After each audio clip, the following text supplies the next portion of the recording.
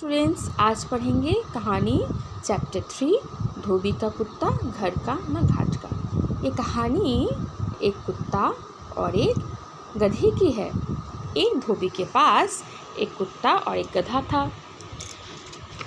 धोबी रोज़ सुबह उस गधे के पीठ पर कपड़ों की गठरी लाद कर नदी तक चलता।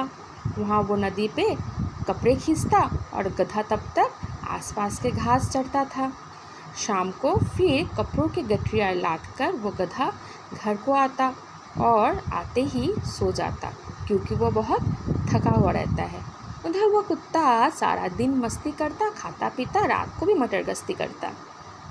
लेकिन न जाने क्यों उस कुत्ते को उसके जीवन से ज़्यादा गधे की जीवन पसंद थी। उसने गधे से कहा, तुम कुछ दिन छुट्टी में अपने रिश्तेदारों से मिल के आओ, तब तक मैं तुम्हारा काम कर दिया करूँगा।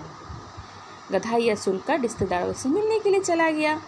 अगले दिन जब सुबह धोबी आया तो देखा गधे की जगह कुत्ता खड़ा है, दुम हिलाता हुआ। तब उस कुत्ते ने बताया कि गधा तो रिश्तेदारों से मिलने के लिए चला गया, अब मैं उसकी जगह काम करूँगा। तो धोबी भी कपड़ों की गठरियाँ ले आकर कुत्ते के पीठ पर डाल देता है, लेकिन कुत्ता लड़खड़ाने लगता है। जैसे तैसे वो चलने की कोशिश करता। उसके ऊपर पीछे से धोबी का डंडा कुत्ते के पीठ पर। जैसे तैसे वो कुत्ता गठरी ले जाकर नदी के किनारे पहुंचता है, लेकिन बेचारे कुत्ते को कुछ खाने को लिए नहीं मिलता नदी के किनारे। शाम को फिर वह वापस अपने घर आता और सो जाता है।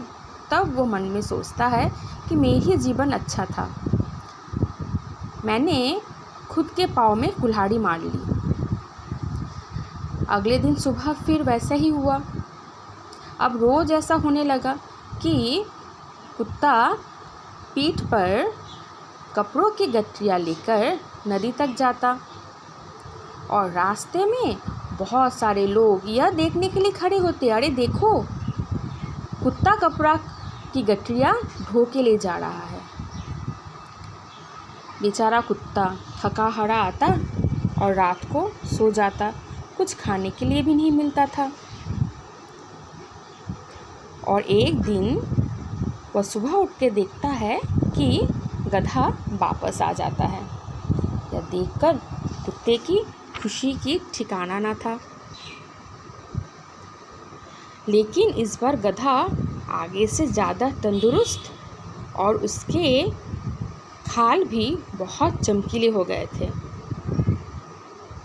लेकिन अगले दिन सुबह जब वो धोबी आया तो उसने देखा गधा और कुत्ता दोनों हैं, लेकिन उसने गधे को सिर्फ नहीं ले गया, अब वह कुत्ते के पीठ में भी कपड़ों की गठरियाँ लाद दी, क्योंकि लोग धोबी को कुत्ते के साथ देखना ज़्यादा पसंद करते थे और इसी कारण उसे ज़्यादा काम भी मिल रहा था। यह सुनकर कुत्ता अपने सर पकड़ के बैठ गया। उसे हैरानी होने लगी, अरे मैंने तो खुद की नुकसान कर ली।